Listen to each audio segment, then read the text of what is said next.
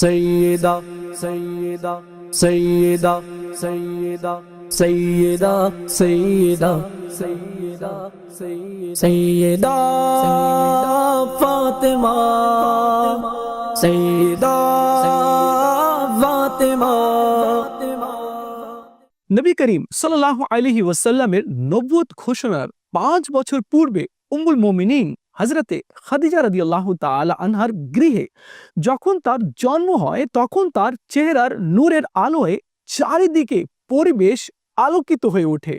তার নাম রাখা হয়েছিল ফাতেমা। এর কারণ ব্যাখ্যা করতে গিয়ে নবী করিম রউফুর রহিম সাল্লাল্লাহু আলাইহি ওয়াসাল্লাম ইরশাদ করেন, ফাতেমা নাম রাখা হয়েছে এই কারণে যে আল্লাহ তাআলা তাকে এবং তাকে যারা ভক্তি সহকারে ভালোবাসবে সকলকে জাহান্নামের আগুন থেকে মুক্তি দিয়েছেন।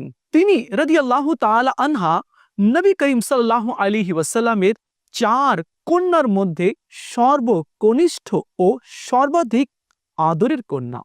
তিনি এমনই একজন রমণী, সৈয়দাতুন নিসাই আহলিল জান্নাহ ও সৈয়দাতুন নিসাইল আলামিন এর মতো মর্যাদাপূর্ণ উপাধি লাভ করেছেন।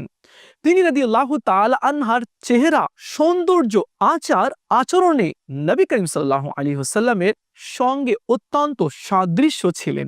শুধু চেহারা নয়, পুত পবিত্র চরিত্র ও গুণাবলিতেও নবী করিম সাল্লাল্লাহু আলাইহি ওয়াসাল্লামের পদাঙ্কন অনুসরণ করতেন।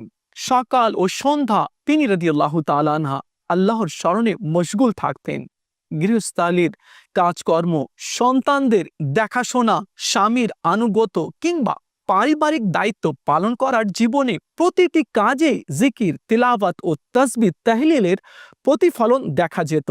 নবী করিম সাল্লাল্লাহু আলাইহি ওয়াসাল্লাম তার অভ্যর্থনার জন্য দাঁড়িয়ে যেতেন, তার হাতে চুমু দিতেন এবং তার স্থানে বসাতেন। একই কাজ তিনি রাদিয়াল্লাহু তাআলা আনহা নবী করিম সাল্লাল্লাহু আলাইহি ওয়াসাল্লামের জন্য করতেন।